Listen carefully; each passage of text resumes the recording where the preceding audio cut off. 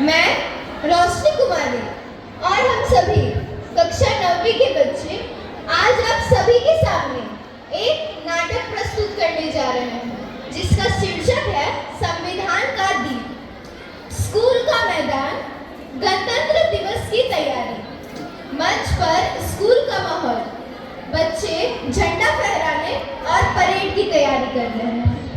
अरे अंजलि, ठीक से चलना, परेड में हर कदम बिल्कुल सही होना चाहिए। अरे सिया, गणतंत्र दिवस पर पैर कौन देखता है? दिल देखो, दिल। अंजलि, ये मजाक का दिन नहीं है। गणतंत्र दिवस हमें संविधान का महत्व समझाने का मौका देता है। सही कहा आकांक्षा। बच्चों, क्या आप जानते हैं गणतंत्र दिवस क्यों मनाया जाता है? दीदी, इस दिन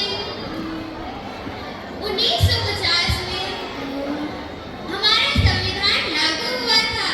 बहुत अच्छा, लेकिन क्या आप जानते हैं संविधान केवल अधिकारों की बात नहीं, कर्तव्यों की भी बात करता है। जैसे सुबह जल्दी उठना।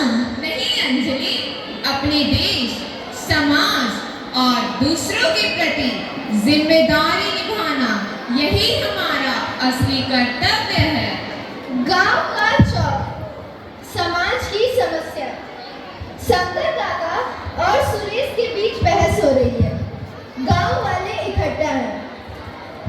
अरे सुरेश जी, आपने मेरे खेत की पानी रोक दी। ऐसे में तो मेरी सारी फसलें सूख जाएगी। वो मेरा पानी है, मैं जहाँ चाहूँ उसे रोक सकता हूँ। शंकर का संविधान कहता है कि हर किसी को समानता का अधिकार है, कोई किसी का शोषण नहीं कर सकता। आप ऐसा नहीं कर सकते, यह आपके अधिकारों का गलत इस्तेमाल है। तुम छोटे छोटे बच्चे हमें कानून सिखाओगे? हाँ, क्योंकि ये कानून हमारा संविधान हमें सिखाता है। गांव वाले धीरे धीरे बच्चों का समर्थन करने लगते हैं। सही कहा, सही कहा। सरपंच का हस्तक्षेप। गांव के पंचायत भवन में सरपंच और गांव वाले इकट्ठा होते हैं।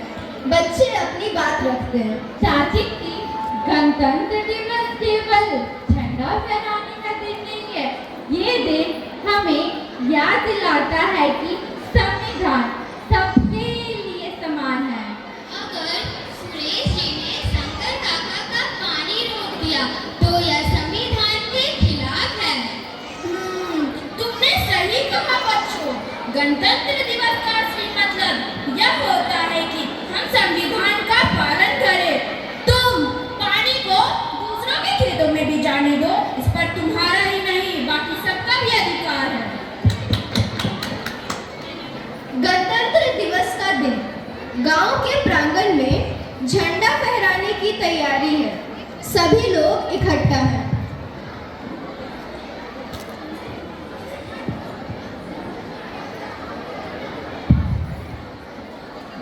आज बच्चों और गांव वालों ने साबित कर दिया, संविधान का असली जश्न तब होता है जब हम अपने अधिकारों के साथ साथ कर्तव्यों को भी समझते हैं। आज मैं वादा करती हूँ कि इस गांव में शिक्षा और समानता का माहौल बनाया जाएगा, क्योंकि हमारे बच्चे ही हमारे देश के भविष्य हैं। संविधान हमारा दीप है जो हमें हर मुश्किल में रास्ता दिखाता है, जैसे समानता का अधिकार। इसका मतलब है कि सभी लोगों के साथ कानून के तहत समान व्यवहार किया जाना चाहिए। इसका मतलब है कि धर्म, जाति, लिंग जैसे भेदभाव को रोकता है। स्वतंत्रता का अधिकार। स्वतंत्रता एक ऐसी स्थिति होती है जिसमें लोगों को बाहरी प्रतिबंधों के बिना पर बोलने, करने और अपने सुख को प्राप्त करने का अवसर मिलता है। शोषण के विरुद्ध अधिकार। शोषण के विरुद्ध अधिकार का यह मतलब है कि कोई भी लोग जबरदस्ती काम नहीं करा सकते। धर्म की इस अधिकार के तहत लोग अपने चुने हुए धर्म को मानने, प्रचार करने और उसको पालन करने के लिए स्वतंत्र हैं। शैक्षिक अधिकार लोगों के शिक्षा प्राप्त करने को संदर्भित करते हैं। वाक स्वतंत्रता, इसका मतलब है कि कोई भी व्यक्ति अपने खुद के विचार प्रस्तुत कर सकता है बिना किसी प्रतिशोध या दंड के।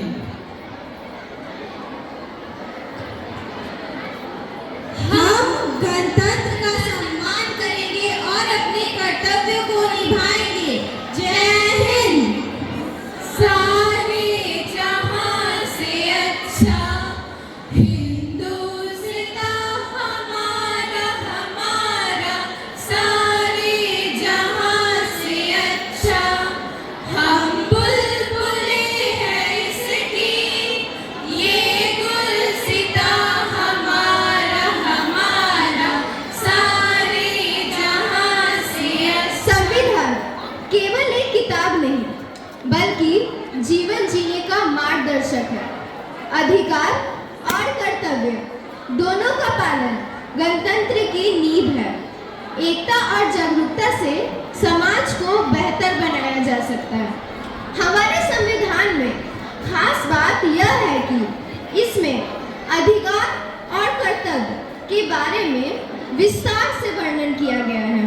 नागरिक में जीवन में इन्हीं दोनों का तालमेल देश को आगे ले जाएगा।